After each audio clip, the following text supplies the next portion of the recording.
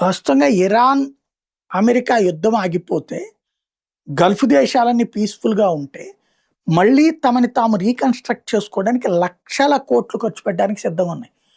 ధ్వంసమైన భవనాల పునర్నిర్మాణం, ధ్వంసమైనటువంటి శిబిరాల పునర్నిర్మాణం, ధ్వంసమైనటువంటి భవనాలు, ఆస్తుల పునర్నిర్మాణం ఇయన్నీ చేయాలంటే బోలెడంత. దాంతో పాటుగా ప్రస్తుతం ఎదురైన యుద్ధాన్ని బేస్ చేసుకొని డెవలప్‌మెంట్‌కి, గ్రోత్ కోసం కొత్త మాడ్యూల్స్ కూడా వెతుక్కోవాల్సిన పరిస్థితి ఉంది. దాంతో విపరీతమైనటువంటి మ్యాన్ పవర్ కావాలి అక్కడ పనులు చేయడానికి. భారతీయులకి బోలెడన్ని అవకాశాలొస్తాయి. ప్రపంచంలోని అన్ని దేశాల వాళ్ళకి అవకాశాలొస్తాయి.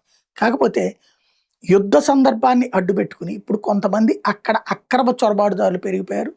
అలాగే అక్కడ సెటిల్ అయిపోతున్న వాళ్ళని ఇప్పుడు పట్టుకుంటున్నారు.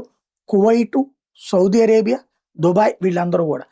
ఆకస్మిక రైడ్స్ చేసి పాస్‌పోర్ట్ లేకుండా, వీసా లేకుండా లేదా ఉన్న వాటిని చించేసి అక్కడ సెటిల్ అయినోళ్ళని పట్టుకొని అరెస్ట్ చేసి జైళ్ళకి తరలిస్తున్నారు.